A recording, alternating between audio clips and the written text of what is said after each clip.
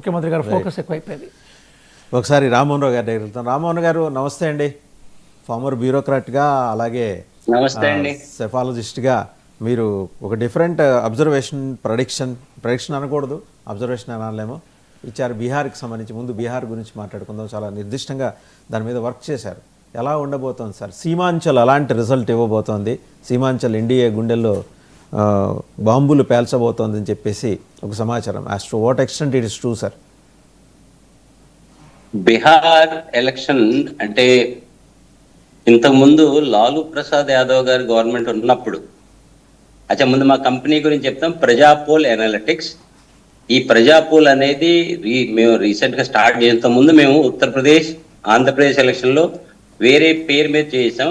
ఆంధ్రప్రదేశ్ ఎలక్షన్కి మాది కరెక్ట్ అయింది. ఈసారి కూడా మేము బీహార్కి ఎన్డీఏకి 186 ఇస్తున్నాం, తర్వాత మహాగఠబంధన్కి 50. ఎందుకంటే మేము ఎక్స్టెన్సివ్గా నేను బీహార్లో తిరిగాను. మనకి అవుట్ సైడ్ సౌత్ ఇండియాలో మనకి బీహార్ అంటే లా అండ్ ఆర్డర్ సరిగ్గా ఉండదు, కిడ్నాపింగ్ జరుగుతాయి, రోడ్లు సరిగ్గా ఉండవు, ఎలక్ట్రిసిటీ ఉండదు, స్కూల్ సరిగ్గా రన్ అవ్వవు. మనకి జనరల్ ఇంప్రెషన్ మన సౌత్ ఇండియాలో ఈ నార్థన్ స్టేట్లో ఎస్పెషల్లీ బీహార్ అంటే అదో రకమైన ఫీలింగ్, అదో రకమైన అభిప్రాయం మనకు ఉంటుంది. నాకు కొంచెం అంటే అట్లీస్ట్ 20-30% నా అభిప్రాయం కూడా అలాగే ఉంది. కానీ ప్రజలు ఇప్పుడు ఈ రోజుల్లో ఎవరైతే గుండాగర్ది, లా అండ్ ఆర్డర్ మెయింటైన్ చేయకుండా ప్రజల దగ్గర పాలన, ప్రజల్ని కాంటాక్ట్, ఇంటరాక్షన్ లేకపోతే ఓన్లీ కాస్ట్ బేస్డ్ పాలిటిక్స్ అని మనం జనరల్గా పాలిటిక్స్ లో డిస్కస్ చేస్తాం. ఈ కాస్ట్ అయితే అది, ఆ కాస్ట్ అది ఉంది. కానీ ప్రజలు ఏ గవర్నమెంట్ అయితే వాళ్ళ యొక్క అవసరాలు తీరుస్తున్నారు, లా అండ్ ఆర్డర్ మెయింటైన్ చేస్తున్నారు, ఇన్ఫ్రాస్ట్రక్చర్ డెవలప్ చేస్తున్నారు, ఎక్కడైనా అదే గవర్నమెంట్లు వస్తాయి, ఎన్నిసార్లైనా వస్తాయి. ఈసారి ఏదో ఈ కాస్ట్ అలా అయింది, అవన్నీ that is all politics of yesteryears. ఇప్పుడు బీహార్ నేను చూసింది ఏంటంటే అసలు మనకి ఇండియాలో ఏ స్టేట్లో కూడా అలాంటి రోడ్లు ఉండవు. నాకు ఐ వాజ్ సర్ప్రైజ్డ్ అలాంటి రోడ్లు ఉన్నాయా అని. బీహార్లో చాలా అట్లీస్ట్ 3/4 ఆఫ్ బీహార్ తిరిగాము మేము. ప్రతి విలేజ్ కూడా ఎంత మంచిగా రోడ్లు ఉన్నాయంటే చాలా మంచి రోడ్స్. తర్వాత ఎలక్ట్రిసిటీ, అంత ఎలక్ట్రిసిటీ ఎప్పుడు వస్తూ పోతే కూడా తెలియదు, కానీ ఇప్పుడు ఎలక్ట్రిసిటీ ఉంటుంది మాకు. తర్వాత drinking water, Har Ghar null అని ప్రైమ్ మినిస్టర్ గారి స్కీము, దాంట్లో ప్రతి ఇంటికి వాటర్ ఫెసిలిటీ ఉంది. తర్వాత మెయిన్ ఇంపార్టెంట్, ఏ గవర్నమెంట్ మనకి సదరన్ స్టేట్స్ లో లా అండ్ ఆర్డర్ అంత పెద్ద ప్రాబ్లం ఉండదు, కానీ నార్థరన్ స్టేట్స్ లో main issue first is justice. A government అయినా ఇండియాలో ఎక్కడైనా ముందు ప్రజలకి ఫీల్ అవ్వాలి, వాళ్ళు మాకు న్యాయం జరుగుతుంది. ఎప్పుడైతే ప్రజలు, తర్వాత development is secondary issue. Development is they. అంటే ఆ నమ్మకం నితీష్ కుమార్ ప్రభుత్వం కల్పించిందని మీరు అనుకుంటున్నారా సార్? అంటే మీరు ఎక్స్టెన్సివ్గా టూర్ చేశాను అని చెప్తున్నారు బీహార్లో. ఆ నమ్మకాన్ని నితీష్ కుమార్ గవర్నమెంట్ ఇవ్వగలిగిందా? 100%. అదే నేను చెప్తాను. నార్త్ ఇండియన్ స్టేట్ లో first is law and order, తర్వాత జస్టిస్ ఇవ్వాలి. అది ప్రజల్లో మనకి ఏంటి, ఏదైనా గవర్నమెంట్ మీద నెగిటివిటీ వింటాం. నేను ప్రజల్లో అడిగాను, ఏంటి అసలు ఏంటి ఏమన్నా నెగిటివ్ పాయింట్స్ ఉన్నాయంటే దేర్ ఆర్ 2 నెగిటివ్ పాయింట్స్. ఒకటి ఏంటంటే ఎంప్లాయ్మెంట్ జనరేషన్, ఎంప్లాయ్మెంట్ కి అంత అవకాశాలు లేకపోవటం.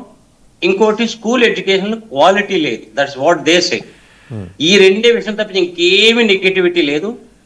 జనాలు భయం. మేము కొన్ని విలేజెస్కి వెళ్ళాం. విలేజెస్ ఆఫ్టర్ కొంతమంది చెప్పారు 7 తర్వాత విలేజెస్కి వెళ్ళొద్దు, అక్కడ కొంచెం మంచిగా ఉండదు, 7 o'clock తర్వాత వెళ్ళొద్దు అన్నారు. డే టైం మేము కొన్ని విలేజ్కి వెళ్ళాం. ఆ విలేజ్ వాళ్ళు కొంతమంది 70 years వాళ్ళు చెప్పింది ఏంటంటే, సార్ మేము 15 సంవత్సరాల క్రితం సాయంత్రం 4 గంటల తర్వాత ఇంట్లో నుంచి బయటకు రాలేరంట ఎవరు, ఏ విలేజెస్లో. వచ్చారంటే ఎవరినైనా ఎత్తుపోతారు, మోటార్ సైకిల్ ఉంది ఎత్తుపోవటం, అలాంటిది ఉండేదన్నమాట. జనరల్గా పొలిటికల్ థియరీలో, జనరల్ పబ్లిక్ బిహేవియర్లో ఏంటంటే ఓట్ పర్సంటేజ్ పెరిగినప్పుడు జనరల్గా గవర్నమెంట్లు మారిపోతాయి ఎక్కడైనా. కానీ ఈ ఓట్ పర్సంటేజ్ పెరిగింది అయినా కానీ ఆల్ ఎగ్జిట్ పోల్స్ మేము కూడా కొంతమంది మేము వేస్తుంటే 186 వేస్తుంటే ఎంతమంది అంటే దిస్ ఈజ్ వాట్, అసలు అది సరిగ్గా అది నిజమైన ఫిగర్ అలా వస్తుందా అని. ఎప్పుడైతే ఓటింగ్ పర్సంటేజ్ పెరుగుద్దో, one is change of government, another is support for the existing government to continue. ఎందుకంటే ఇఫ్ దెర్ ఇస్ నో, ఎవరికి ఏమి కంప్లైంట్స్ లేవు, అలాంటప్పుడు మన గవర్నమెంట్ ఎందుకు మార్చాలి? ఆ గవర్నమెంట్ మార్చామంటే వేరే గవర్నమెంట్ ఒక ఆర్జేడీ కానీ వచ్చింది. Sir there have been observations, one submission sir, there have been observations that సీమాంచల్లో అయితే విపరీతమైన వ్యతిరేకత ఉంది, ప్రత్యేకించి మైనారిటీ సెక్షన్స్లో. దట్టు మన ప్లేయర్, మన హైదరాబాద్ ప్లేయర్ ఓవైసీ గారు కూడా అక్కడ ఎక్కువ ఫోకస్ చేశారు, కాన్సన్ట్రేట్ చేశారు. ఆయన నిజంగానే ఫోకస్ చేశారా, కాన్సన్ట్రేట్ చేశారా, లేకపోతే బీజేపీకి బీ టీమ్గా అక్కడ దిగారా? ఆ సీమాంచల్లో కొంచెం వీళ్ళకి ఆర్జేడీకి సపోర్ట్ ఉంది, ఏఐఎంఐఎం కూడా సపోర్ట్ ఉంది. మా దాంట్లో మేము 5 seats ఇచ్చాము ఏఐఎంఐఎంకి. ఆ ఏరియాలో mainly 2 communities, Muslims and Yadavs. వాళ్ళకి సపోర్ట్ ఫుల్.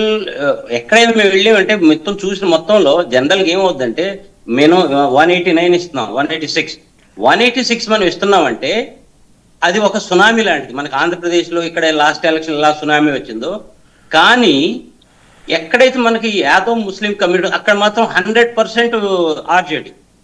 మాకు అక్కడ చాలా తక్కువ పాకెట్లు చూసినాయి. కొన్ని చోట్ల మేము చూసింది ఏంటంటే, లైక్ సివాన్ అని ఉంది, సివాన్ తర్వాత మహారాజ్ గంజ్, ఇంతకుముందు ఆర్జేడీ గెలిచింది. కానీ what we saw was BJP is winnowing this time. ఇంకోటి బాగల్పూర్ ఉంది, బాగల్పూర్లో ఇంతకుముందు ఇండియన్ నేషనల్ కాంగ్రెస్ గెలిచింది, ఈసారి బీజేపీ గెలుస్తున్నట్టు మేము చూసాం.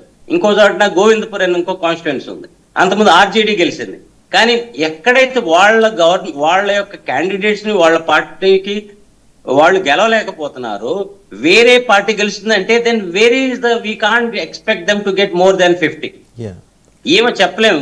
సార్ 2 more questions కోటేశ్వర గారికి దగ్గరికి వెళ్లే ముందు 2 more questions సార్ మీకు. ఒకటి, as to why BJP was not elevated when compared to the stature of Nitish Kumar there in Bihar అండి. అదొకటి. కాంగ్రెస్ పరిస్థితి ఏంటి? ఎందుకు కాంగ్రెస్ డిమినిష్ అవుతూ వస్తున్న పరిస్థితి ఎందుకు వచ్చింది? ఒక జాతీయ పార్టీ అలా అదృశ్యం అవుతూ రావడం అనేది నిజంగా విషాదం. ఉండాలి, జాతీయ పార్టీలు ఉండాలి, ఎందుకంటే జాతీయ భావజాలాన్ని పెంపొందించేవి. పాలసీస్ తోటి వాళ్ళ రాజకీయాలతోటి మనం డిఫర్ అయితే అవ్వచ్చు కాక, బట్ జాతీయ పార్టీలు లేని రాష్ట్రాల్లో ఈ పోకడలు చాలా ఏకపక్షంగా ఉంటున్నాయి, చూస్తున్నారు కదా. అందుకని కాంగ్రెస్ ఎందుకని కాన్సన్ట్రేట్ చేయలేకపోయింది అక్కడ? డెమోక్రసీలో మనకి strong opposition is a must. Strong opposition ఉన్నప్పుడే, that's all checks and balances, separation of powers, ఇవన్నీ ఉన్నాయి కదా. చెక్స్ అండ్ బ్యాలెన్స్ ఉంటే ఎప్పుడైతే మనకి strong opposition is a must in a democracy. కానీ ప్రజలు ఎందుకు ఓటేస్తారు? ఎవరికన్నా ఓటు వేయాలంటే ఇలా వేస్తారు, మనకి ఫీల్డ్ లెవెల్ వర్కర్స్ ఉండాలి. ఇప్పుడు మనకి ఒక పబ్లిక్ ఉన్నారు, పూర్ ఫెలోస్ ఉన్నారు, చదువుకునే వాళ్ళు ఉన్నారు, వాళ్ళకి ఏదైనా పని అవ్వాలి. ఎవరు చేస్తారు? పని చేయాలంటే పార్టీ వర్కర్స్ కానీ ఇంకెవరన్నా, మనకి వేరే పార్టీస్ లో ground level, village levels workers ఉన్నారు. వాళ్ళు ఏం చేస్తారు? వాళ్ళు హెల్ప్ చేస్తూ ఉంటారు. వాళ్ళకి ఏదైనా ప్రాబ్లం అయినప్పుడు అందులో మినిస్టర్ కానీ చీఫ్ మినిస్టర్ కానీ అందరూ వెళ్ళరు కదా. ఎవరైతే హెల్ప్ చేస్తారో that ground level party workers, that is missing in Congress party, not only in Bihar, all over India. మీకు గ్రౌండ్ లెవెల్ వర్కర్స్, మనకి ఒక పెద్ద చెట్టు ఉంది, చెట్టుకి వేళ్లే సరిగ్గా స్ట్రాంగ్ గా లేనప్పుడు ఆ చెట్టు ఎంతకాలం బతకగలుగుతుంది? That is what is happening in India.